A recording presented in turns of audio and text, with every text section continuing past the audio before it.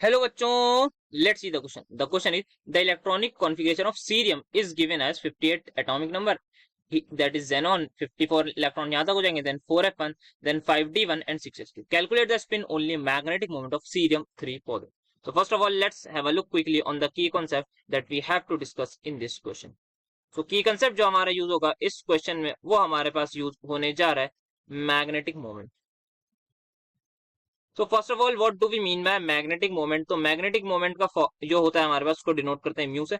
That is equal to under root of n into n plus two, where n is my number of unpaired electron. ठीक है, तो यहाँ पे हमें cerium की जो इलेक्ट्रॉनिक कॉन्फ़िगरेशन दे रखी है that is my xenon 4f1 मतलब 4f में एक इलेक्ट्रॉन, 5d में एक इलेक्ट्रॉन, 6s2 में. नाउ मुझे निकालनी है सबसे पहले सीरियम 3 प्लस की ताकि पता लगे कितने अनपेयर्ड इलेक्ट्रॉन है. तो xenon will remain as it is.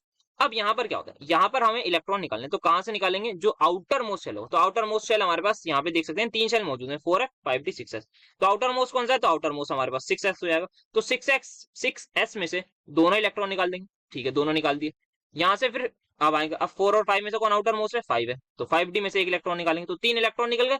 तो अब सीरियम 3 प्लस में क्या होगा, सिर्फ और सिर्फ 4f1 होगा. 5d जो होगा वो 0 होगा, 6s जो होगा वो भी 0 होगा. तो यहाँ पे हम देख सकते हैं अगर मुझे 4f1 का ऑर्बिटल डायग्राम बनाना है तो मेरे पास f में कितने होते हैं, 7 डब्बे होते हैं. तो 1 2 3 4 5 6. ठीक है, तो यहाँ पे जो है एक ही इलेक्ट्रॉन होगा. तो अनपेयर्ड इलेक्ट्रॉन कितना है, 1. तो अगर मेरा अनपेयर्ड इलेक्ट्रॉन 1 है तो I can put the value in the magnetic moment that is equal to under root 1 into 1 plus 2 that is equal to root 3 Bohr magneton, जिसको I can also write it as 1.73 Bohr magneton. So this will be my answer and this is the final answer. Hope you understood it well. Best of luck.